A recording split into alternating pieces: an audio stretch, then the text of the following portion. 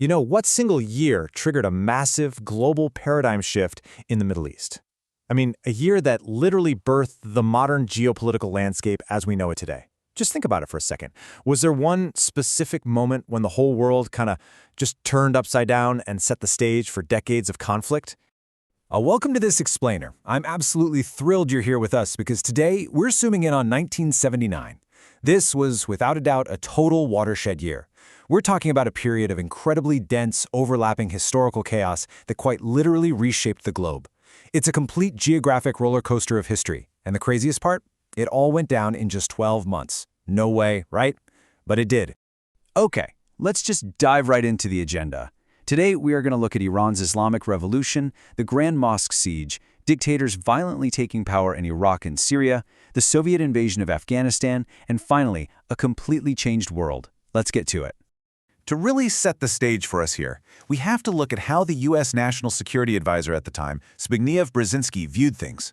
He coined a phrase that Time magazine described as the Crescent of Crisis. And man, it is vast. We're talking about a stretch from India and an unstable Pakistan, right through Afghanistan, Turkey, Saudi Arabia, all the way over to Egypt. It definitely sets a grave, deliberate tone for the incredibly volatile history we're about to unpack. Section 1. Iran's Islamic Revolution. Let's make our very first stop and dive right into the epicenter of this 1979 ripple effect. So the Shah's so-called White Revolution was actually intended to westernize the nation, but it was met with intense backlash from clerics who saw the whole thing as a massive threat, and things escalated fast. When the Shah's secret police, the Savak, fired machine guns on protesters, the situation just exploded into outright revolution. Get this, up to 6 million people marched into Tehran. 6 million! It was this massive, incredibly diverse, though temporary, coalition of Democrats, Islamists, and communists, literally all uniting against one man.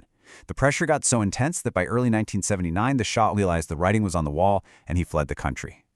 And what followed that? A terrifyingly rapid, ruthless consolidation of absolute power. Ayatollah Khomeini returns from exile to a celebrating nation, and he immediately forms a revolutionary council backed by armed guards.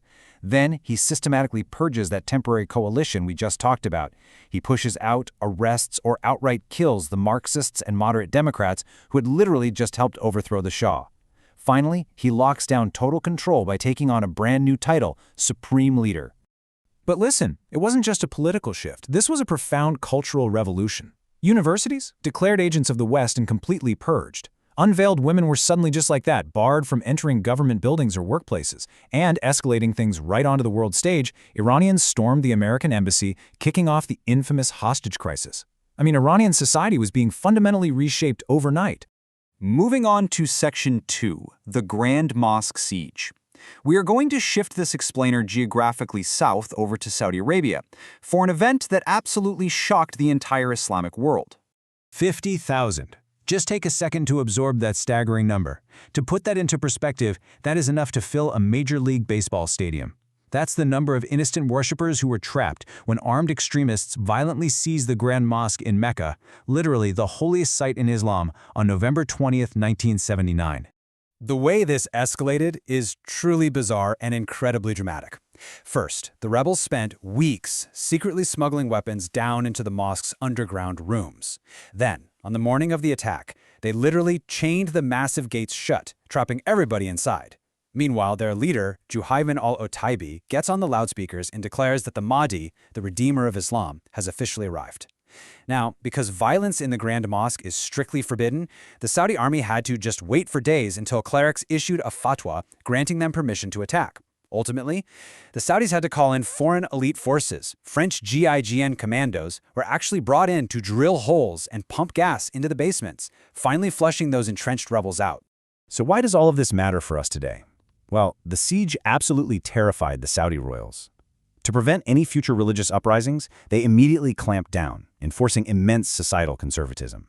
We're talking women banned from TV, strict gender segregation enforced everywhere, cinemas and music shops completely shut down, and non-Islamic classes stopped. But here's the real kicker. Witnessing the military roll tanks into the holy city to crush this rebellion, it radicalized a young man named Osama bin Laden, turning him into a lifelong enemy of the Saudi government. All right, Section 3, Dictators in Iraq and Syria. Let's shift our focus north to observe a very different kind of power consolidation happening at the exact same time in the Arab world. The crucial takeaway here is this intense thematic contrast happening right next door to each other. On one hand, you've got secular dictatorship, Saddam Hussein over in Iraq, consolidating absolute power via violent Ba'athist party purges.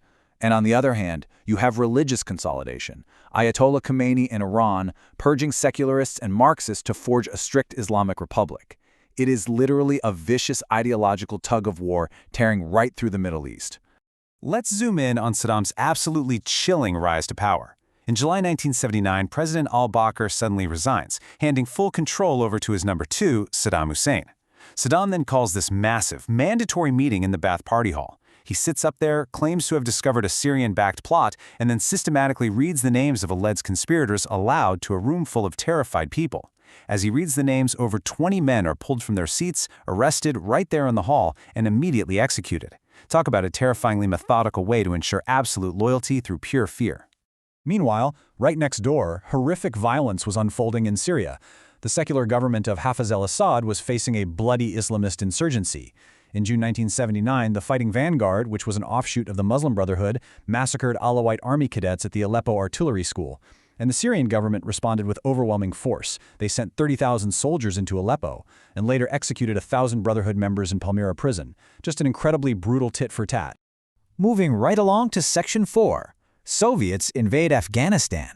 Now let's journey east, over to Afghanistan, where Cold War tensions and brutal local politics collided disastrously.